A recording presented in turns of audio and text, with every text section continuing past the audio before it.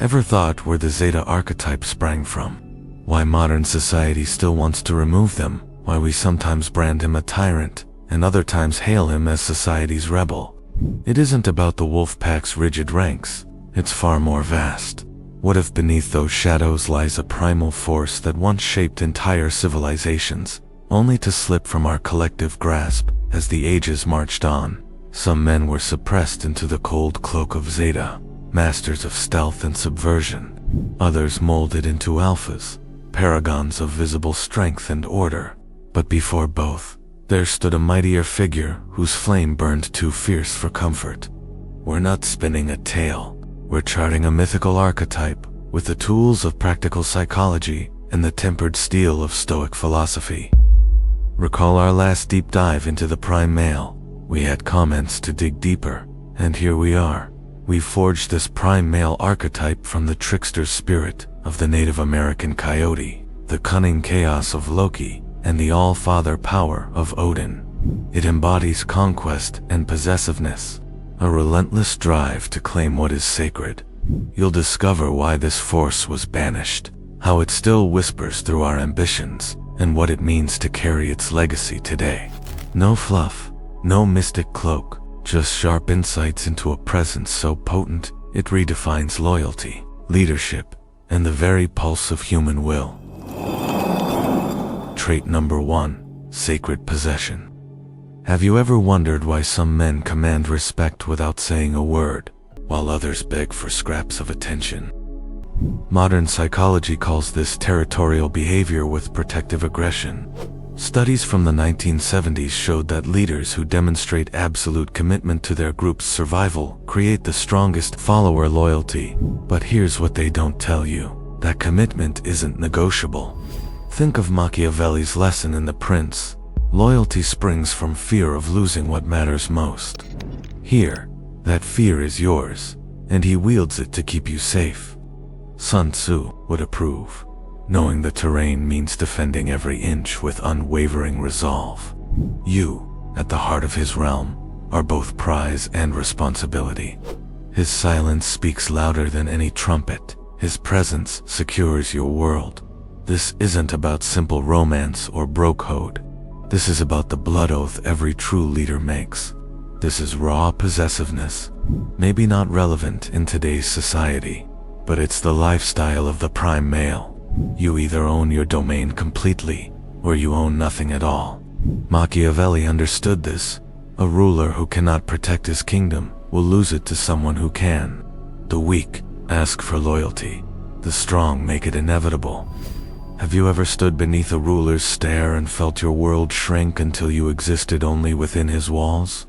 He stakes his realm with fierce devotion, planting banners in every inch of your life. He will raise forests before letting any threat cross your threshold. His claim is absolute, a furnace of loyalty that burns down hesitation. You feel it in the drum of his boots and the steel in his voice. You are the citadel he vows to defend. Alpha would step forward with a rallying cry, offering open-arm protection. Strong, visible, reliable, but tempered by counsel. Zeta would circle in silence, watching, calculating, planning, and cold as obsidian, striking unseen when danger dares approach. Both command respect, yet neither matches the prime male's inferno of commitment. Prime's edge has dulled in modern halls. Society fears too much heat. His vow feels archaic, extreme, almost mythical. That it is almost banned in modern society. They criminalized possessiveness. Yet Epictetus would remind you that control lies in embracing duty, not shunning it. You sense that paradox. In his all-consuming promise, you taste freedom. The freedom of knowing someone stakes his life on your safety. Machiavelli wrote that fear secures kingdoms. Here it's tempered by sacred devotion. You stand at the heart of a promise older than empires, a vow so hot it forges steel in your bones. Though the prime male fades in quiet times, his flame still lights the path. You breathe it in, and for a moment, you become indomitable. Trait number 2. You feel the iron in his voice. Have you ever heard a promise so absolute it rings like steel on stone? You sense it in his calm tone, the vow that reshapes destinies, commitment, consistency. Research showing identity-based promises have 340% higher follow-through. How modern men devalue promises, while the prime treats them as reality-shaping weapons. Nietzsche spoke of the man who creates values, but he didn't explain the mechanism. The prime creates values through unbreakable vows. Every promise becomes a pillar of reality that others must navigate around. He swears, and the world trembles. He will rend mountains before he lets his word be broken. His oath isn't a courtesy, it's a decree written in blood. You know that if he speaks, the cosmos rearranges itself around that pledge. Alpha would declare his promise with passion, rallying allies by example. Strong, visible, dependable, but measured. Zeta, icy and distant, grants few words, yet when he does, each syllable is a blade in the dark. Both wield power in speech, but neither matches the prime male's volcanic oath. Prime's vow feels out of step with modern nuance. People flinch at such force. Modern society doesn't need rigid loyalty. Some might even exploit trust. Yet Seneca teaches that integrity of word is the soul's backbone. He would say, loose promises break men. Nietzsche might applaud the will behind it. This is the will to command reality itself. You stand before him as witness and beneficiary. His words forge your future and seal your fate. Even if the age has grown wary of such extremes, you can't deny the clarity in his vow. No ambiguity, no retreat, only the relentless echo of iron. In that echo, you find both fear and unshakable trust. The Alpha uses reputation to build trust. The Zeta uses calculated reliability to maintain influence. The Prime uses his word as a weapon that can cut through reality itself. Modern men throw around promises like confetti, and then wonder why nobody takes them seriously. Pathetic. Trait number 3. Dominion's pulse. In modern courts, his extremity feels reckless. Society shrinks from such dominance. Still, Suntzu argued that true control comes from mastering terrain, not just troops. Epictetus would add that the wise man shapes his world with intentional acts, even when others recoil. You feel the weight of his domain as a promise and a warning. This isn't territory on a map, it's a state of mind. He forges constellations of loyalty in those who dwell within his boundaries. Even if the age prefers quieter rulers, without someone to carve the world in bold strokes, it becomes shapeless. You are both his stamp and his charge, the pulse that proves his reign. Have you ever walked into a room and felt the energy shift without saying a word? The Prime doesn't command space through noise or demonstration. He absorbs it through presence alone. When he enters, the room reorganizes itself around him, not because he demands it, but because his energy makes any other arrangement impossible. The Alpha commands space through charisma and vocal leadership. He fills the room with his personality, makes himself the center through active engagement. But the Prime, he doesn't fill space, he becomes the space. The Zeta occupies territory through tension and strategic positioning. He creates discomfort that forces others to rearrange themselves around his silence. Marcus Aurelius wrote about the power of quiet authority, but he was describing something most men never experience. The Prime carries the weight of absolute certainty. His silence isn't empty, it's loaded with potential violence. Research on spatial dominance from the 1990s showed that individuals with high territorial confidence create influence fields that extend 8 to 12 feet beyond their physical presence. But here's what they don't measure. The Prime's influence field isn't physical, it's existential. The Alpha uses charisma to claim territory. The Zeta uses strategic positioning to control movement. The Prime uses presence to make the very air acknowledge his authority. Modern society teaches men to ask permission, to be polite, to consider others first. But deep down, you know the truth. Space belongs to whoever has the strength to hold it, and the Prime never asks for what he already owns. Trait number 4. Relentless forge. Studies on moral flexibility show that leaders who can temporarily suspend ethical constraints during crisis situations achieve 270% higher success rates in extreme scenarios. But for the prime, their drive transcends morality. That's why they're the extinct ones. Have you ever watched someone dismantle every rule just to reach their goal? You feel the tremor of their intent before they act. He bends ethics like iron, molding them into tools for victory. He will topple cities if they stand between him and his purpose.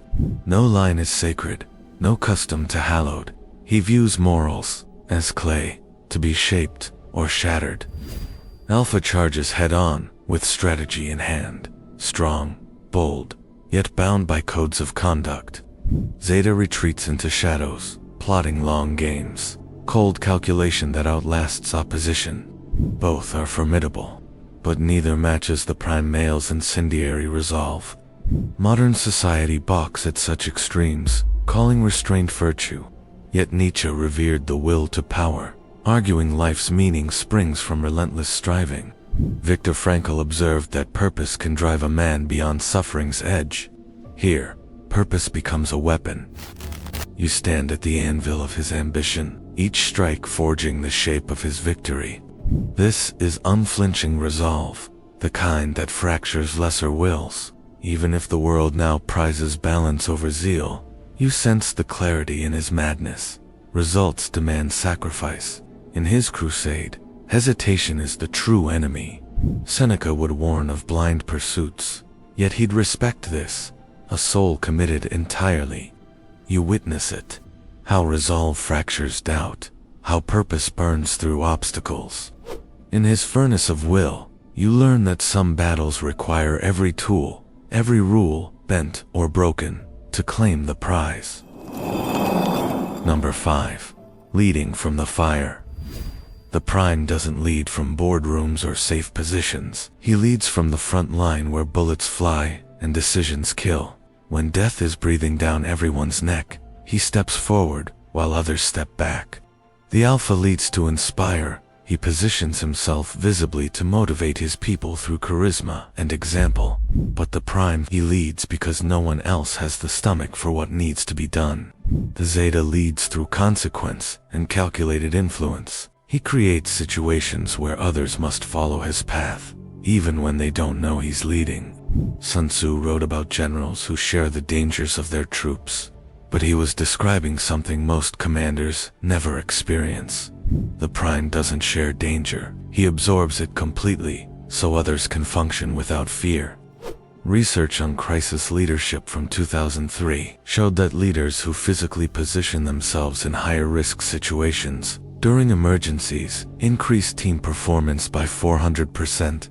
But here's what they can't measure. The prime doesn't do this for performance. He does it because leadership without sacrifice is just management. You either understand that command means responsibility for everything, or you don't. When the stakes are life and death, your people need to know you'd rather die than let them down. The alpha leads through validation and manipulative speeches. If I die, you die. The Zeta leads through planning and influential strategies. The prime leads through absolute commitment to bear whatever cost comes. Modern leaders delegate risk while claiming credit for success. But you know the truth. Real leadership isn't about being in charge. It's about being willing to pay the price that others can't afford. The prime doesn't seek leadership, but he is just willing to walk into the fire when everything is burning. Trait number 6. Divine strike. Have you ever sensed a strike so precise it feels ordained? You know the moment is coming, and nothing can stop it. He never swings blind. He will shatter skulls only where purpose demands. Each blow is a word in his war poem, a verse that reshapes fate. You become the arrow, his will driving you through chaos. Alpha wields force like a measured tool, striking to a firm rank. Powerful, deliberate, yet bound by the battle plan. Zeta unleashes chaos in silence, cold catastrophe that topples systems from within. But neither holds the prime male's ferocity. Every strike is destiny, every clash a step toward his higher mandate. Sun Tzu argued that swift, unexpected force breaks the enemy's spirit. Nietzsche hailed the will to power as life's true engine, and Marcus Aurelius would remind you that force without purpose is vanity.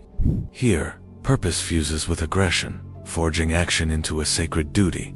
You feel the tension in your bones before he moves. Time slows, horizons narrow, then the world bends to his will. It's not violence for its own sake, it's divine law enacted through flesh and steel. Even if society recoils at such extremes, you sense the clarity in his brutality. Every strike cleanses doubt, every clash confirms destiny. In the echo of his blows, you find both terror and truth. He shows that true power isn't present in the fury, it lives in the purpose that guides it. Trait number 7, sacred circle. Have you ever felt both shield and spear in the same breath? Bonded by blood to a group that shapes your fate, he carves a ring of fire around those he names kin. He will exile or erase anyone who dares breach that circle. His loyalty isn't broad, it's tribal, fierce, exclusive. You carry his sigil, the mark that grants you sanctuary. Alpha would forge alliances, weaving coalitions with open hands, strong, collaborative, yet ever aware of shifting loyalties. Zeta would acknowledge only the few he deems worthy, coldly severing ties with the rest, his circle smaller but unbreakable. Still, neither matches the prime male's white-hot allegiance. In today's diffuse societies, such extremity feels antiquated. We're told to love everyone, yet Machiavelli warned that shared danger breeds the deepest bonds. Nietzsche saw the tribe as the crucible of greatness, where individuals transcend themselves. Epictetus would urge, choose your allegiance wisely, for your character reflects your company. You feel the gravity of his circle pull you inward. Every outsider feels the weight of that boundary. It's not hatred, it's selective devotion, a furnace that tempers loyalty into steel. Even if modern life prizes universal acceptance, you recognize the power in this covenant. In his sacred circle, you find belonging greater than friendship, an identity forged by vow, sustained by unwavering reciprocity. We named it cages. Trait number 8, unyielding hunt. Have you ever locked onto a goal and felt your pulse sync with its heartbeat?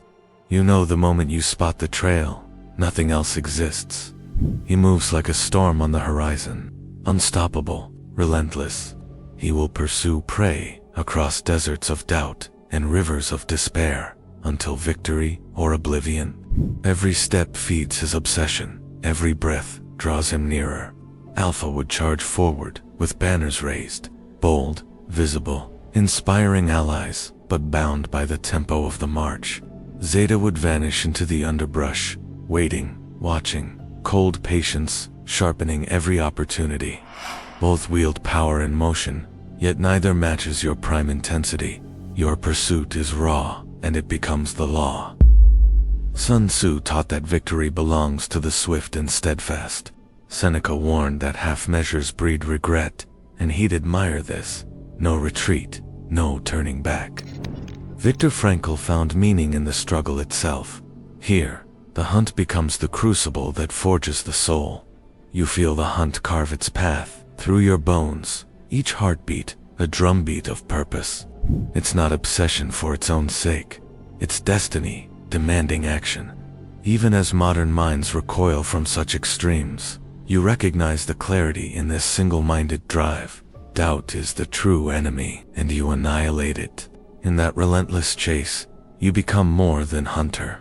You become inevitability, and in the echo of your footsteps, the world learns there is no escape.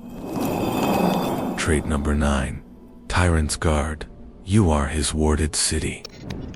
Have you ever felt safety wrapped in iron, knowing betrayal means ash and exile? You sense his vigilance long before danger appears. He watches every turn, every whisper, every shift in loyalty. He will crush dissent like brittle bones, sculpting obedience from fear. His protection is a prison, walls strong enough to keep out harm, cold enough to keep out freedom. Alpha needs validation.